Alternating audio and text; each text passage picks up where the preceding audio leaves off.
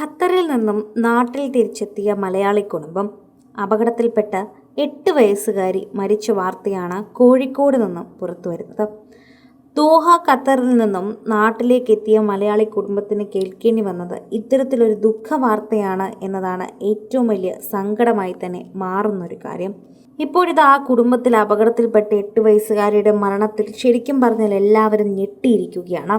എല്ലാവർക്കും സഹിക്കാൻ പറ്റുന്നതിലുമപ്പുറം വേദനയാണ് ഈ 8 വയസ്സുകാരിയുടെ മരണം കൊടുക്കുന്നത് എന്നതാണ് യഥാർത്ഥ വശം. അതുകൊണ്ട് തന്നെയാണ് പലരും ഈ വാർത്ത കേൾക്കാൻ തന്നെ മടിക്കുന്നത് എന്ന് പറയാം. ഖത്തർ ഏവിയേഷനിൽ ജീവനക്കാരനായ വളയം കുയ്ത്തേരിയിലെ കൊയലോൻ്റെ വീട്ടിൽ മുഹമ്മദിൻ്റെ മകൾ ഫാത്തിമ മുഹമ്മദാണ് മരിച്ചത്. കൈതേരി സഹ്റ സ്കൂളിലെ 3ാം ക്ലാസ് വിദ്യാർത്ഥിനിയാണ്. വളയം കുറുവന്തേരി റോഡിലെ വണ്ണാർക്കണ്ടി ജംഗ്ഷനിൽ ഇന്നലെ വൈകിട്ട് 3:20 അപകടമുണ്ടായത്.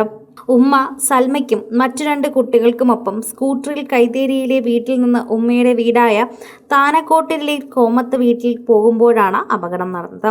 ഖത്തറിലായിരുന്നു മുഹമ്മദിൻ്റെ ഭാര്യയും മക്കളും മാസങ്ങൾ മുമ്പാണ് നാട്ടിൽ തിരിച്ചെത്തിയത്. ഇവിടെ സ്ഥിരതാമസമാക്കുകയുമായിരുന്നു.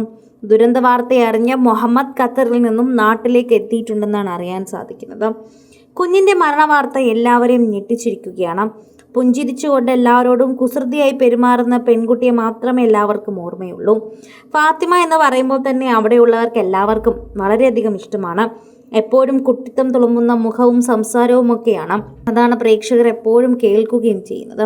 റോഡിലെ വെള്ളക്കെട്ട് കാരണം സ്കൂട്ടറിൽ റോഡിന്റെ വലതുവശത്തു കൂടി എടുത്തപ്പോൾ എതിർദിശയിൽ നിന്ന് വന്ന സ്വകാര്യ ബസ്സിടിച്ച് സ്കൂട്ടർ ബസ്സിനടിയിൽ പെടുകയായിരുന്നു.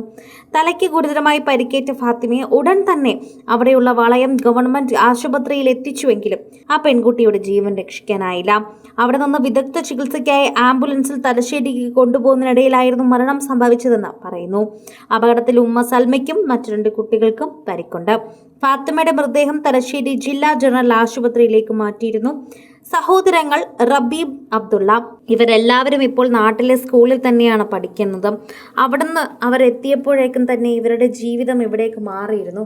എന്നാൽ എല്ലാവർക്കും വളരെയധികം ഇഷ്ടപ്പെട്ട് തന്നെയാണ് ജീവിച്ചു കൊണ്ടിരുന്നത്. ഒരുപാട് ബുദ്ധിമുട്ടുകളും മാറ്റങ്ങളും ഒക്കെ ഉണ്ടായിരുന്നുവെങ്കിലും കുട്ടികൾക്ക് ഇവിടെ നിൽക്കാൻ വളരെയധികം ഇഷ്ടമായിരുന്നു. അതിൽ പ്രത്യേകിച്ച് എടുത്തു പറയേണ്ടത് ഫാത്തിമയ്ക്ക് തന്നെയാണ്.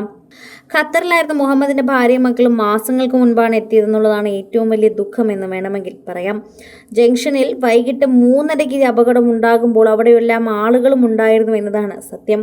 മറ്റു 2 സഹോദരങ്ങൾ കൂടി വണ്ടിയിൽ ഉണ്ടായിരുന്നത് കൊണ്ട് തന്നെ പെങ്ങളുടെ മരണം ശരിക്കും പറഞ്ഞവർ മുന്നിൽ നിന്ന് കാണുകയായിരുന്നു. അവർ ശരിക്കും തെറിച്ചു വീഴുകയൊന്നും ചെയ്തില്ല. 2 കുട്ടികളോടൊപ്പം സ്കൂട്ടറിൽ പോകുമ്പോഴായിരുന്നു ഈ അപകടം എന്നതാണ് ഏറ്റവും വലിയ വിഷമമെന്ന് എടുത്തു പറയുന്നുണ്ട്.